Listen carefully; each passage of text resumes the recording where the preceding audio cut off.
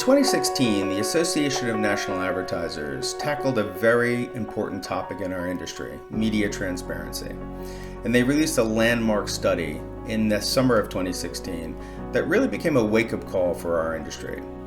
It forced all participants to step back and look at the ecosystem through a new lens. Over the past 5 years, the Association of National Advertisers has done a tremendous amount of work keeping the important issues of media transparency front and center.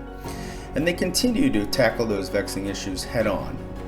To mark the 5-year anniversary of the ANA Media Transparency Report, we spoke with a number of industry leaders to hear more about how they adapted to changes that were initiated by the report, how they took steps to actually follow through on the protocols and recommendations that were part of that report, and to hear a little bit about their ambitions as we look ahead. In this video, I speak with Amy Armstrong, Global CEO at Initiative. Amy reflects on the initial conversations that took place immediately following the release of the report, both internal and external, and the ongoing importance of open and honest conversations around these issues.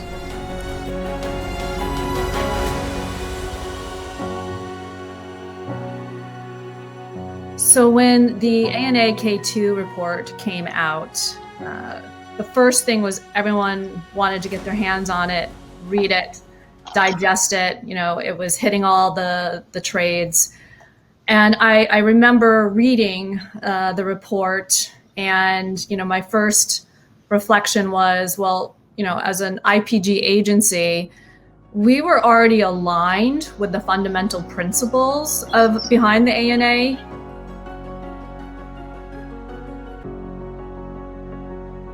So when the contract templates were available to our clients, they absolutely took advantage of them, and we encouraged that.